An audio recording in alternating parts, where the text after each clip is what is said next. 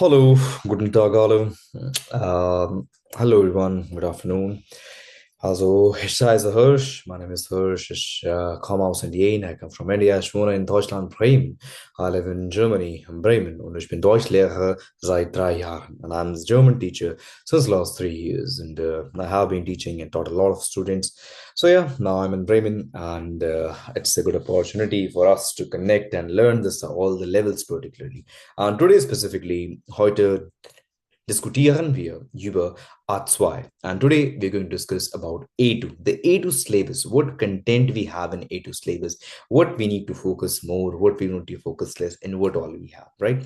So, lass uns jetzt anfangen. Let's begin up ohne eine Verspätung, without any delay. Lass uns heute einen guten Tag machen. Let's make today a good day and learn something better. Ja? Okay, so ich habe eine kleine Meinung darüber. I have a small opinion on that. Ich denke und ich meine, I believe, right, that this is syllabus is one of the easiest syllabus you ever do in any language. Like, to be very honest, A1, the level which you have just done, that is A1. A1 forms your entire base, like your proper base, what you have in German, whatever you have. A1 forms that particular base, right? And then comes your B1, not after A1, but after A2 comes your B1. But in intermediate level, you have a level A2. This is an easy syllabus. This is quite simple, not so complex. And in this syllabus, you can give a lot time for your vocabulary. Sie können mehr Vokabeln in diesem Niveau studieren und lernen. You can learn and study a lot of vocab. I personally believe the more vocab you do in A2, the better is it for your B1. Otherwise, B1 is very hectic. It has lots and lots of topic. The next video which you will see after this, in that one we will discuss that, okay, in that one we have already discussed that, okay, how many topics we have in B1. It's a very huge syllabus. So I personally have an opinion, wherever you are, whatever you are doing, whenever you do A2, anywhere, right, if I am there, I will force you to learn the vocabulary. That will be again my headache, how to deal with you, how to make you learn everything. So yeah, so this thing will be there, but please learn the vocabulary in A2. Bitte lernen Sie so mehr Vokabeln wie möglich, right? Learn as much as vocabulary you can learn, as many vocab you can learn, right? In A2 specifically. So let's jump straight forward to the syllabus of our A2, whatever content we have. And today, specifically, just for information, I'm going to focus on the grammatical side of each and every chapter. But before that, let me give you a quick overview of how we conduct our chapters and how I personally deal with you in all the levels, in all the particular syllabus and all the chapters out there in order to teach you there, right? So, for example, where we have the first page over there, and obviously, whenever you will study from me, I will be on this platform of Zoom only, or maybe we can do offline whenever I meet you, whatever happens. But the first thing is all that always comes, that is your introduction. In the last video and the in my website proper video, you will see the first video you have, and that one you can see how to introduce. So first of all, I put it that how to introduce this. Can anyone please mark it up, which is the statement which we use for formal and which one we use for informal? So if you remember, this one we use for formal situations, and this one we use for informal situations, right? That was the thing which we learned in the A1 level, right? And in that statement, this word comes up, that is zish. And I tell every time that this thing I'll teach in A2. I mark my words always. I don't say anything like this or in A. No, nothing like that. If I have told you that I will teach you in A2, I will do that. It's my headache how to manage all these things, right? So first of all, let's have this thing that how we deal with the chapter. Whenever I start any chapter, and the book currently which we are referring to, that is again Netzwerk Neu A2. Yeah, that's Netzwerk Neu A2. And this is a combination of A2.1 and A2.2. So people in Germany, don't be scared of this thing. It's a combination of A2.1 and A2.2. So you don't need to worry about that. I'll provide this book. Again, I'm saying that, okay, that is my headache to provide you the book. So don't worry about the books, okay, what books we are using and all. I will share with you, either you want to print it up or use in the iPad or somewhere. It's not a big deal, right? So you can, don't worry about the books because in Germany, it's very difficult to download and get these books, but I'll provide you everything. So yeah, so whenever we saw the chapter, first of all, we will come back on this page and see what content we have in this chapter. This is the literature content. Every chapter deals with the literature content. So this is the literature content given over there. And the next thing that comes up in the chapter, that is your word charts. There are word charts. The article of word charts is there. Can anyone tell what's bedeutet word charts? Yeah. Der Wortschatz bedeutet Vocabulary. Wir haben noch ein Wort, das heißt Vokabeln. We have one more word, that is Vocabulary, Vokabeln. So Wortschatz und Vokabeln haben die gleiche Bedeutung. They have the same meaning over there. So yeah. So in this chapter, we have to deal with the vocabulary, and the vocab is of Freizeit. The Freizeit, that is your free time. Tätigkeiten, that is your activities. Und im Restaurant, and the restaurant. So the thing is mentioned, okay, you have vocabulary. So how will we proceed? I will tell you. Whenever we start our day, I will start up with the house of carbon, basically your homeworks, right? I will start up with your house of carbon, your homework over there. And then further on, just a moment.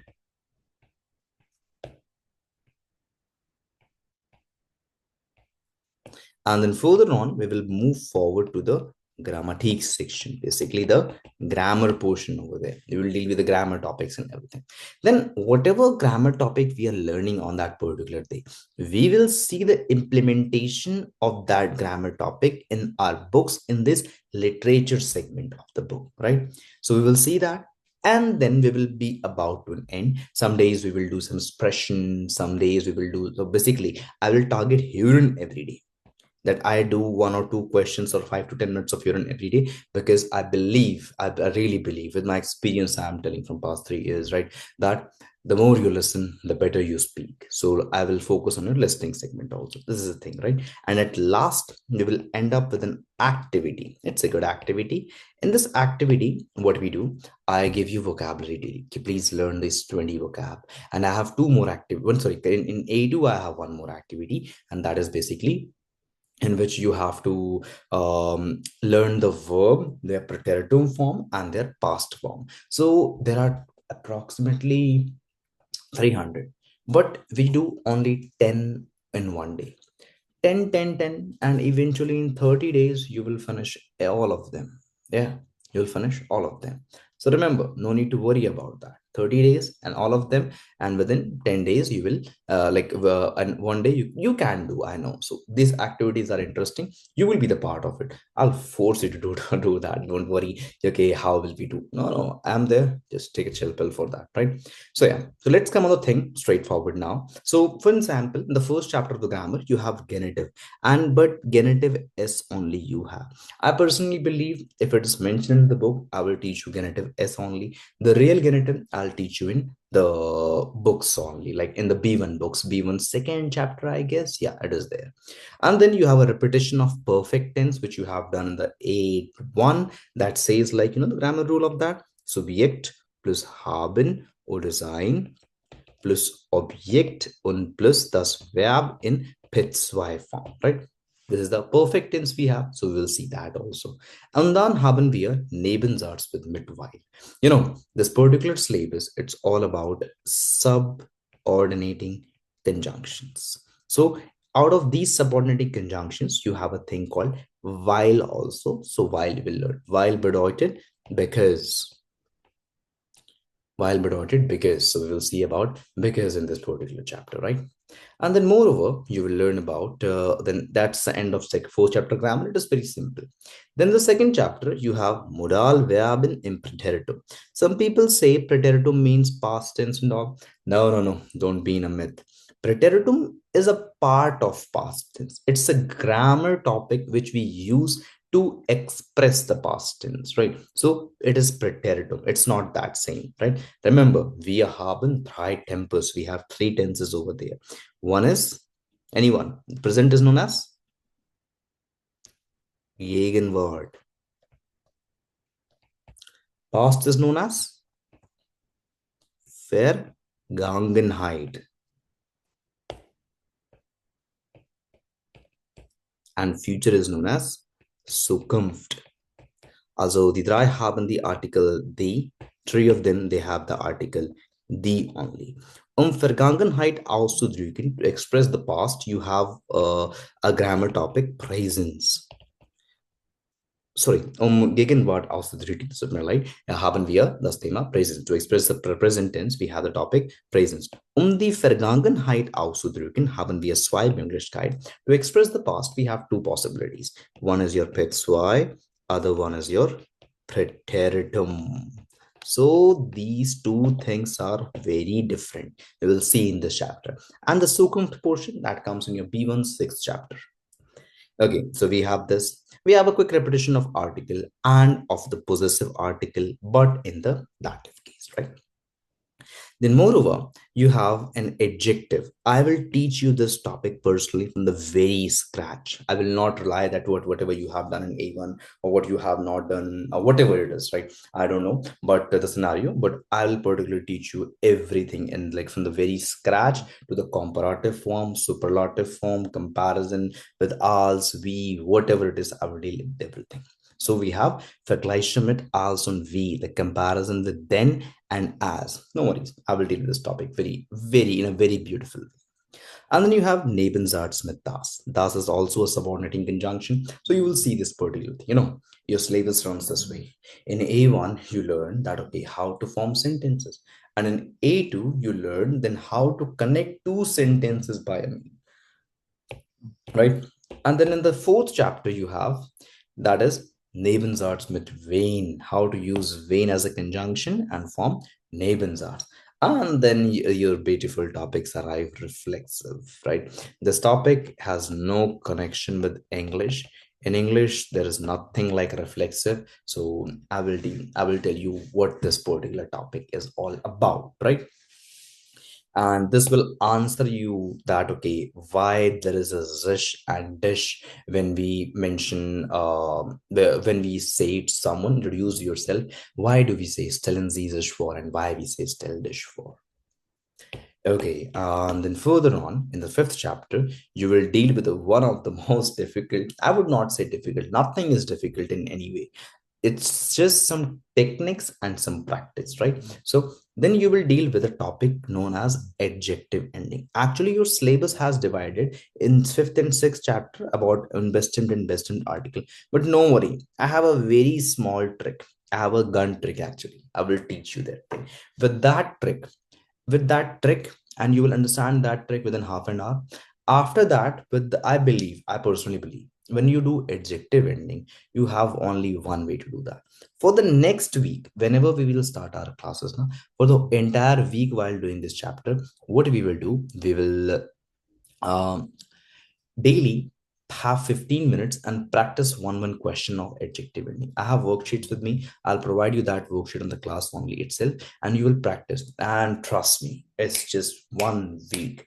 Within 1 week, you will get perfect with this particular topic. I have seen people asking the question, and doubt is even there with adjective ending in B2s and C1 also. Trust me, once we will do in A2, and the repetition of this we will do in B1. Within these two levels, in A2 you will get perfect for writing with the adjective ending, and in B1 you will get perfect for speaking with the adjective ending. So just give me just hand over this topic to me. Trust me, believe me, I will make you. Next is preposition owner. It is not very small topic. It is a repetition of prepositions. I will have a quick one on this one. And then you have conjunctive zwei könnte. This is a very vast topic, but this chapter only deals with könnte, right? And particularly, I guess in 10th or 11th chapter somewhere, there's a repetition of this. There I will teach you briefly, but in this chapter, as the chapter says, I will teach you only about könnte. Okay. And then further on, we have werden in the sixth chapter. Werden is just about werden bedeutet to become. So can anyone tell what is the case of verb werden? Is this accusative verb or a dative verb? Accusative, what do you think? Yeah. No, that's a sign nominative verb. It's one of those nominative verbs, right? We have 3 plus 1 nominative verbs: sein, heißen, werden, and 1 plus 1 bekommen. Tut mir leid, ich bekommen, bleiben. Yeah, bleiben, sein, heißen, werden, and bleiben. These 3 plus 1, these verbs are nominative in nature. Apart from that, every other verb is accusative or dative in nature. Then, moreover, in the seventh chapter, you will deal the topic of indirect Frage, how to put the questions in an indirect way. They also form Nebensatzes. We will see that. Then in the this is the same topic, continue to it off, and then you have some local so we will see that also, because I would have already explained in A1, so I will just do a quick revision of those topics here. And then in eighth one, you again have conjunctives. Why? But only with Zoltan, right? Just a moment. In 11th one, yeah, we have. So yeah, but only with Zoltan. And then you have a topic of was für ein. You know, a thing, was für ein bedeutet what type of. There's a twist, yeah. And für doesn't give the case to the ein. That's a twist with this topic. So no worries. Again, that's my headache to deal with this topic. So I'll deal with it. Then, moreover, in ninth chapter, you have three good, I cannot say conjunctions. Let's use the word connector, right? Connector, because conjunctions are grammatical. These are not grammar topics. There are deshalb and trotzdem. Deshalb bedeutet, that's why. Trotzdem bedeutet, in spite of that. So we will see about these two topics in this syllabus. And then you have Verben mit Akkusativ and Dativ. You know, what is that? Those verbs who can have both the cases, accusative verbs, accusative case also, dative case also. Those are known as vexel verbs. Yeah, those are known as vexel verbs. They can have both the case, accusative and dative. Can anyone quickly tell me how to do that? Remember, with vexel verb, you follow a rule of PD, TA, that the person becomes dative and things become accusative. This is the scenario, right? Okay, PD, DA we use person dative, thing, accusative. Okay, this is the grammar rule we put up over there.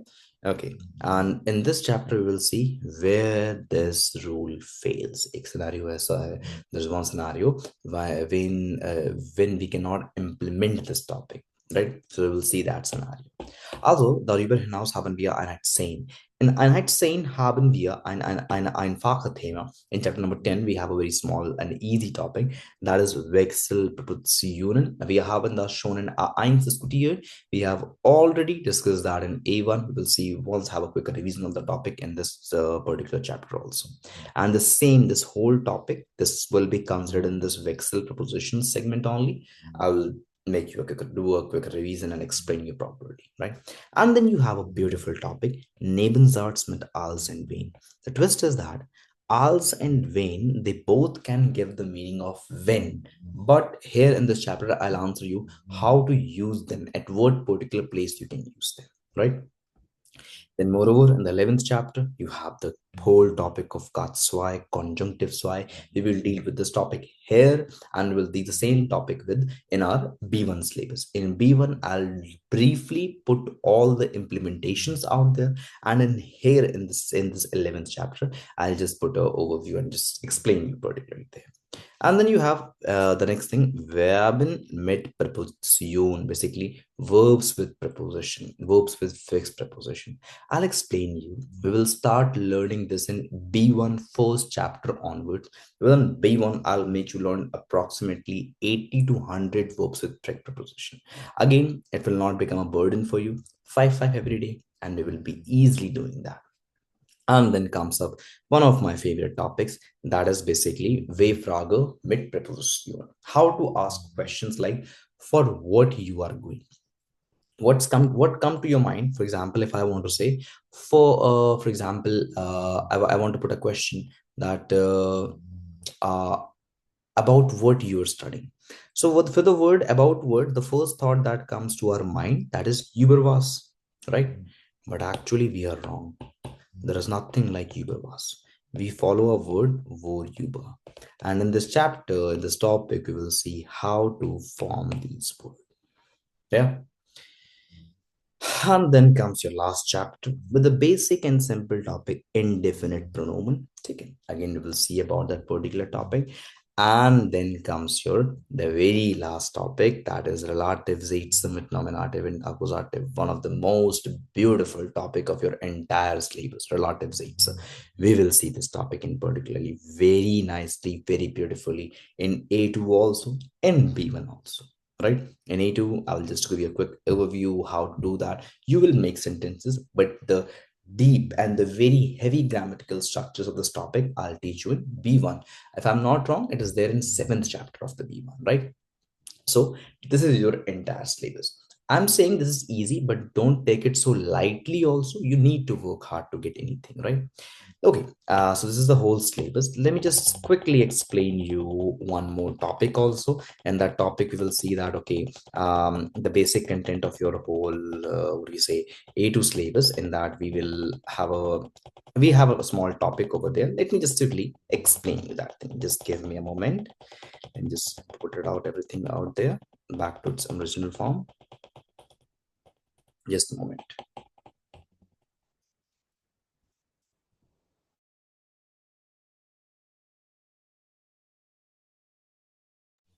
And yeah, one more thing, like wherever you will have any kind of doubt in your A1 syllabus and whatever is coming, I'll explain you briefly everything everywhere. So don't worry about that particular syllabus, right? And moreover, all the hearing and everything I'll make you do in the class, and I will share with you everything. You don't need to worry about your content, right?